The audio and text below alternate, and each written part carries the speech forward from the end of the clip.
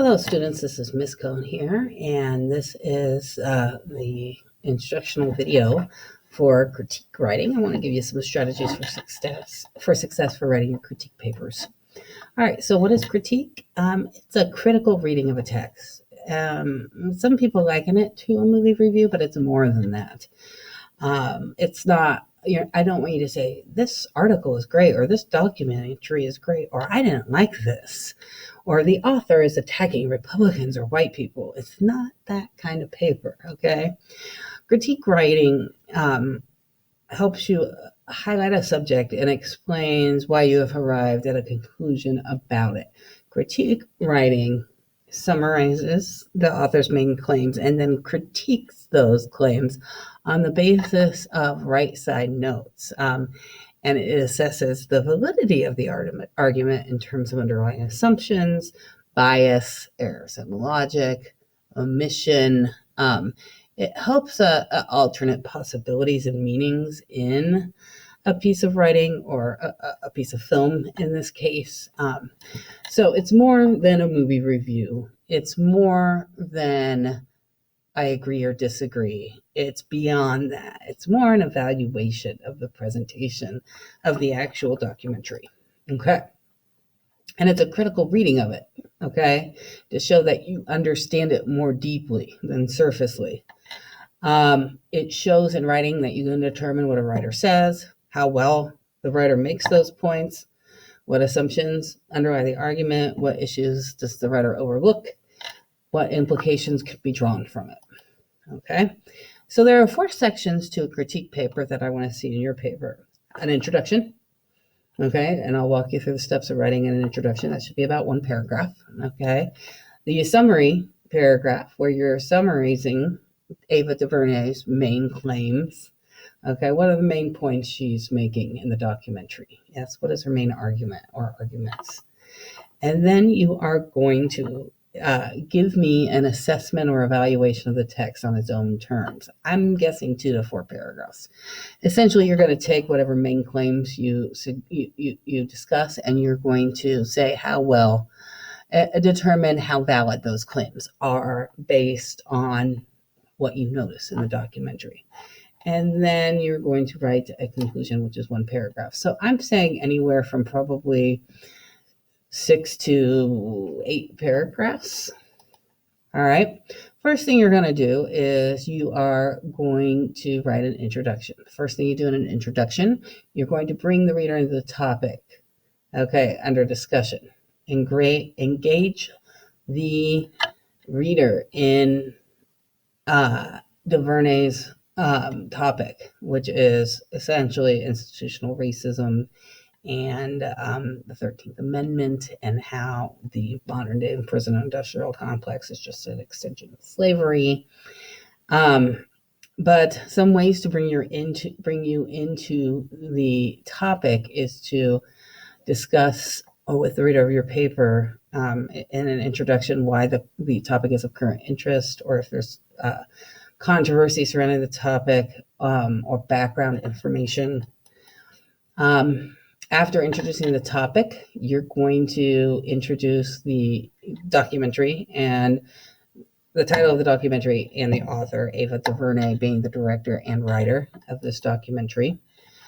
You're going to identify the main points, state the main points. Okay, I would focus on maybe 2. All right, 2 main points. And then you're going to state your thesis, which is an assessment, is a statement of the overall validity of the claims, the writer's claims, DuVernay's claims.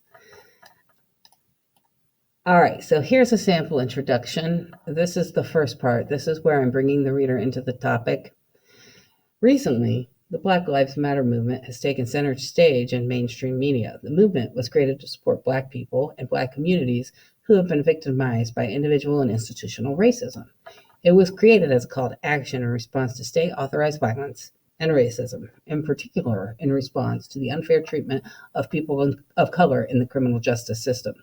The movement works to combat systemic and institutional racism within the system, such as racial profiling in the modern-day prison system. This is telling my reader why they should care about the idea of institutional racism and systems of oppression, okay, and connects it to something modern day. So I'm bringing the reader into the topic. All right. Now I'm going to introduce the title of the documentary and the author. Okay, this is still all the introduction. In Ava DuVernay's Netflix documentary 13th, she claims the modern day prison industrial complex is nothing more than an extension of slavery. In her documentary, she traces the oppression of people of color from slavery to Reconstruction to the Civil Rights Movement to the modern day prison industrial complex.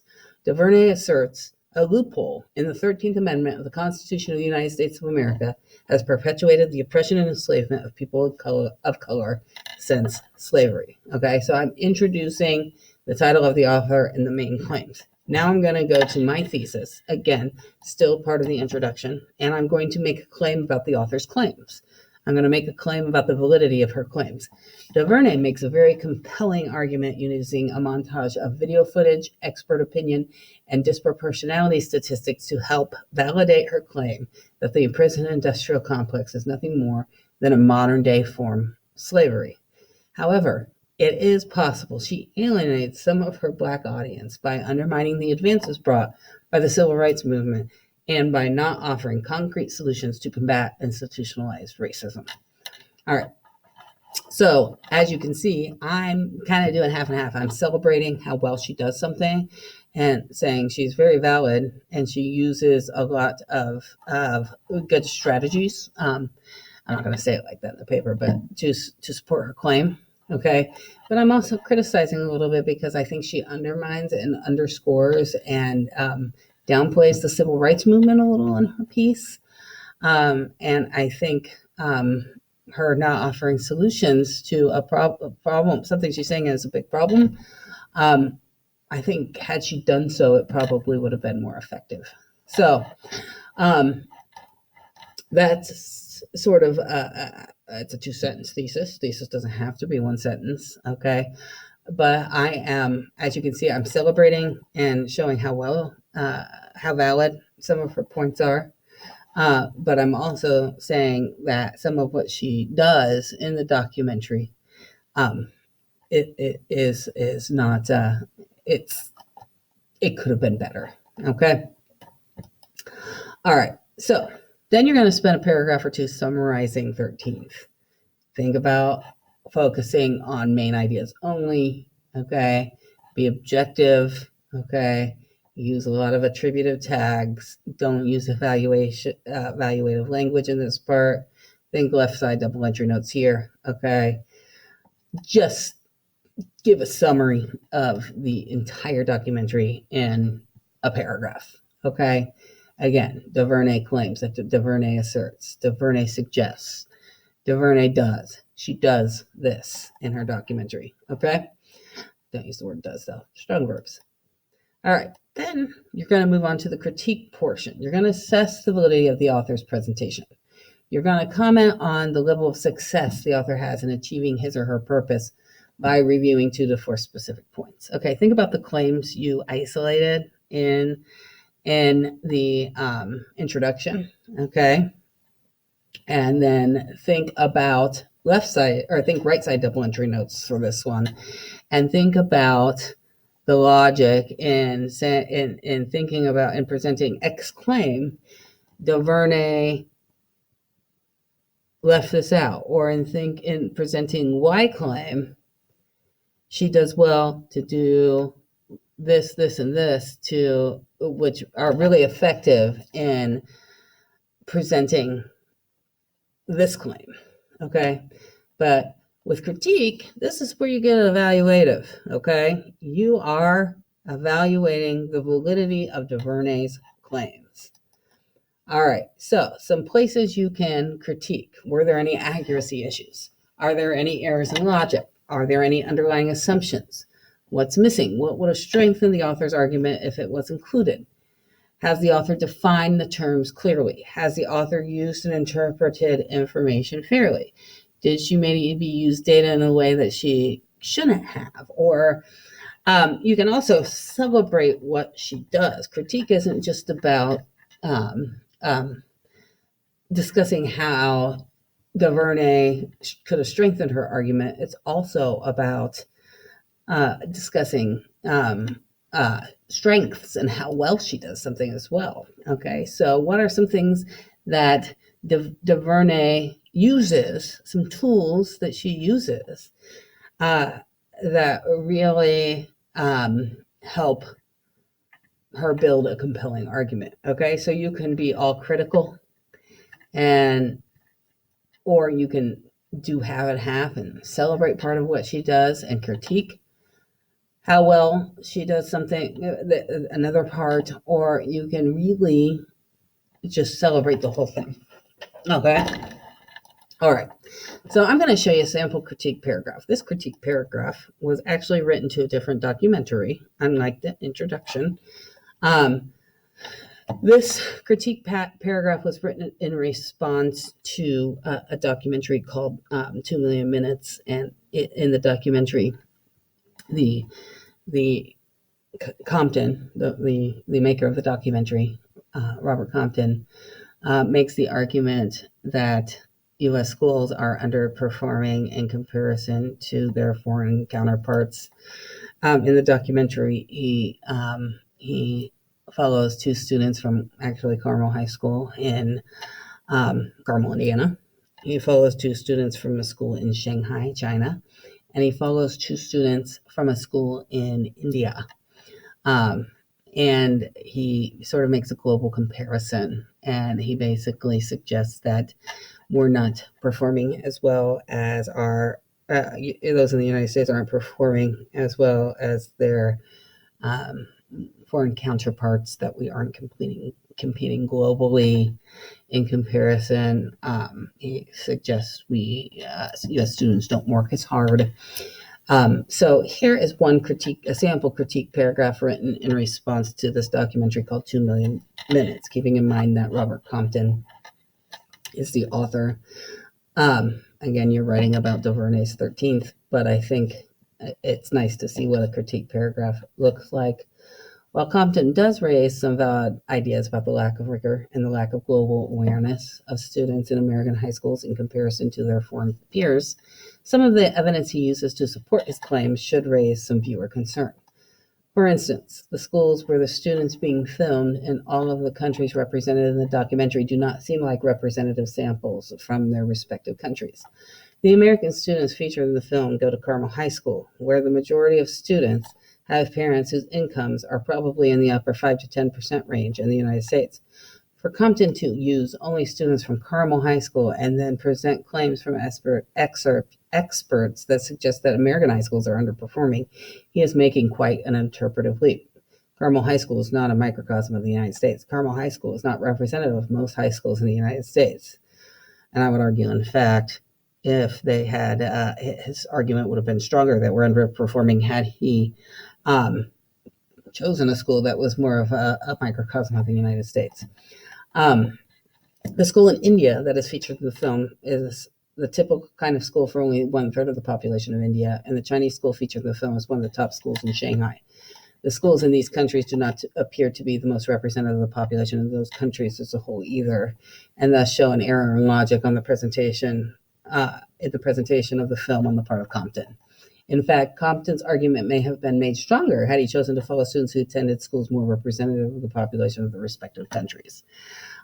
So again, yes, Compton, this is picking on his misuse of data a little bit, or his misuse of, the subjects in his comparison aren't really representative of the countries as a whole. So that's problematic in him then generalizing and saying, well, the United States is underperforming. Sample critique paragraph. I think it's helpful to see the kinds of discussions I want you to have in your paper in terms of 13th. I think it's helpful to see a sample critique paragraph. Okay. And then you're going to include a conclusion. Okay. So Certainly with the critique paragraphs, again, you want to have 2 to 4 where you are explaining and showing a deeper understanding of the arguments that DuVernay presents and assessing the validity of those arguments in terms of bias, logic, omission, what's missing, underlying assumptions, um, strengths, and what the writer does well in building that argument. All right.